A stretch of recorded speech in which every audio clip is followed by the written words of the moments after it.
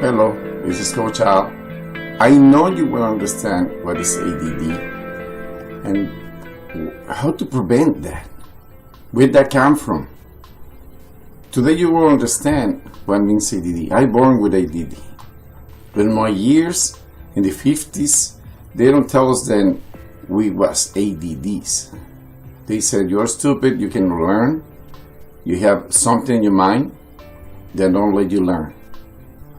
But now we understand what happened, and I want you to understand what happened. Let's go to see. Let's go to understand the difference between ADD and HDAD. The difference is attention deficit disorder is when they are lost and very quiet. ADHD is when they start to be so hyper and they don't pay attention to the things. They want to talk too much and they want to do a lot of things. It's hard to manage as a parent. It's hard to do something for them. But where they come from?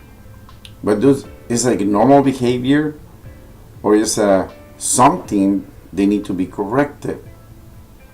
Let me tell you to start. The behavior they have is reflection of the education they receive, plus the personality they have originally where they born. They just responding to the environment. All these problems we have with the kids with ADD. And now we have 60% of all the kids in the United States, and somehow doctors start to diagnostic ADD with them. But you're an athlete. You as an athlete, you have an advantage. You have a passion. And that passion is your sport. And your sport will make you work a little bit more hard than any other kid who has no any passion. This condition is the frontal lobe problem. Where did that come from? Chemical imbalance. Something is wrong inside the balance of the chemical process inside their body. That's why the brain is responding that way. Most important one, wrong patterns in sleeping. They sleep really wrong. And one who is not considered before is poor breathing.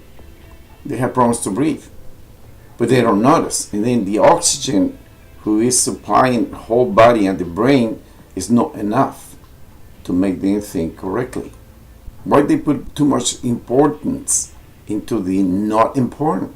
Because it's attractive for them. They put the attention in the not attractive things because they love to pay attention to everything around them. They think not three-dimensional, multi-dimensional way. And they have one part of the brain more developed than the other. Let me explain you the 4 levels of consciousness. The number 1 is beta. It's the way you understand this video. It's the way you communicate with the other people when you are totally awake. The next one is alpha.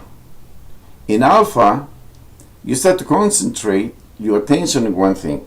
Most of the ADHDs and ADDs are in jumping from beta to alpha. The next one is theta. In this one, it's deep meditation and basically it's hypnosis. And the last one, delta, is when you are totally sleeping. All those are the frequencies of the brain. The kids with ADHD, they are always in beta. For them, it's hard to go down to alpha, and that makes a problem for them to sleep. The kids who are in alpha, like ADD, looks like they are absent. And the problem they have, they never get into beta to pay the attention to the normal world. They just pay attention to the world or their interest. For them, it's hard to wake up. They cannot go to sleep. Let's look to explore the 7 human needs. Every human needs has to communicate. It's a human need. They need certainty. They have uncertainty too. They don't want to do life always the same. Love and connection. We need to have significance in life. According with the personality, if it's blue or it's red, they're looking for different significance. You need to grow. You cannot be in the same place all the time. And you need to contribute to the others in somehow. What are the representational systems a human being has? The visual, kinesthetic, the auditory, olfactory, and gustatory. This is the five senses that show to your brain, show to your body the external world. And your body needs to respond to that external world. But that's the only way to communicate with the external world. The unconscious mind, because the mind has the conscious and the unconscious mind never has communication directly to the environment. It's towards the conscious mind, towards the sensors. The sensors of the visual world are the eyes, the ears from the auditory. But ADDs or ADHDs pay more attention, exaggerate more attention to one or to the other. That comes the problem. Probably you notice you have a kid with that problem. If they are playing games or they are watching the TV, something really they have interest in that. You can talk to them, you can say their name several times and scream, and they don't hear absolutely nothing. Nothing at all. They just keep concentrating what they want. That's why sometimes I say it's not attention deficit disorder. It's exaggerate attention into the interest they have. It's too much attention to one thing, and they don't have attention to the other part of the world. What habits they have. Aristotle say we are what we repeatedly do. Excellence then is not an act, it's not a habit. Right here, this is the formula for success. The people usually is the most comfortable place is to be in effect. Everybody do something to me. I have this life because I have these circumstances. I have no money, I have no this one, I have no that one. This is what the people do all the time. They live in the effect side. And the moment they change to the cause, they need consciousness to change to the cause. It's when the results start to appear. It's what you will learn in this program. Your kid will learn in this program to be the cause, not to cause problems, to cause results. Where the happiness comes. They have two modes. It's for satisfaction or for entertainment.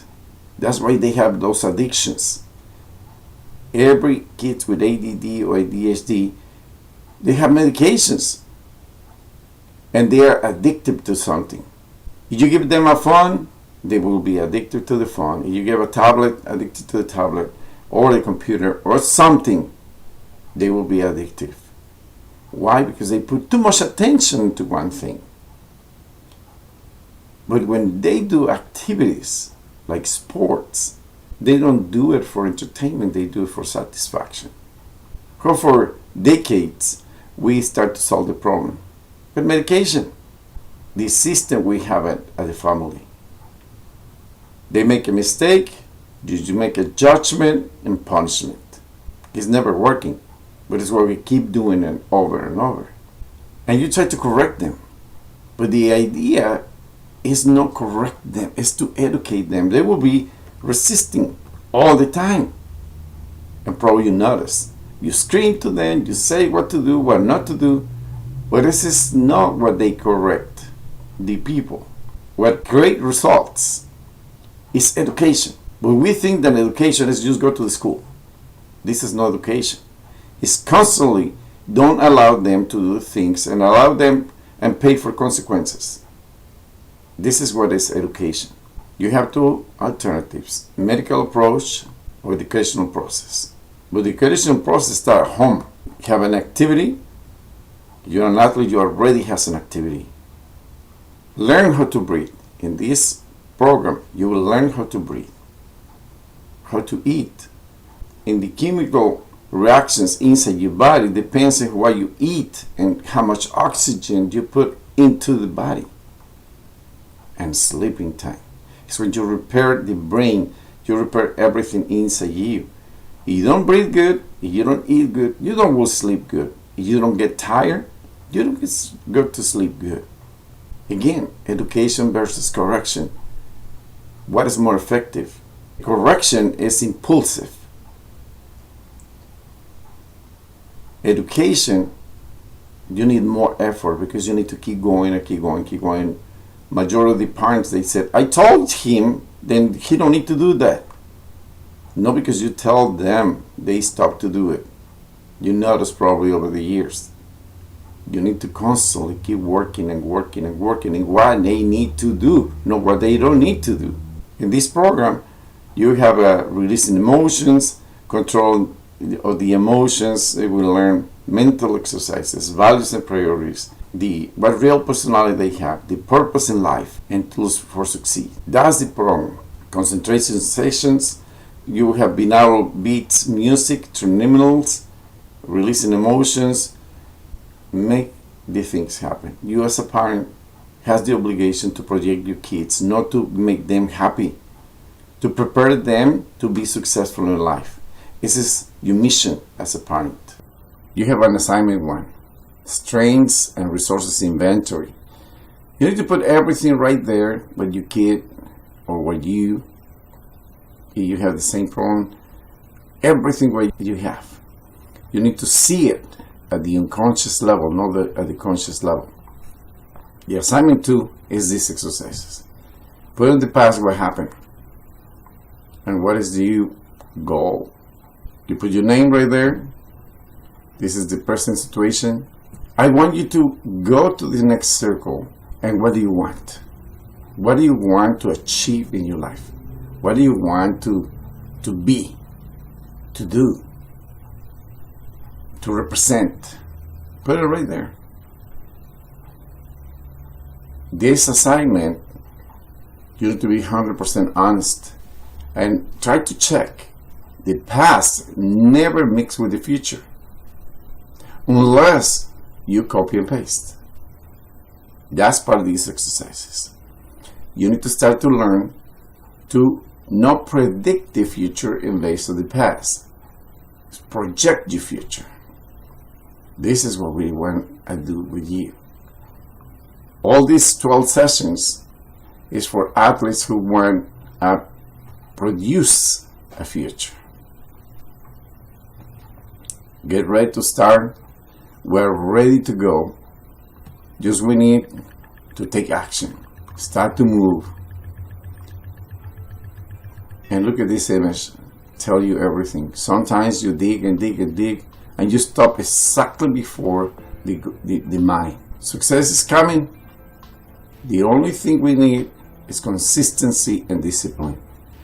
If you do all the exercises every week, you will succeed. In the first session, we'll talk about athletic initiation. Why you start to choose sports and what's in your mind to start to practice the sport you love. I see you in the first session. To sign up and we're going to work.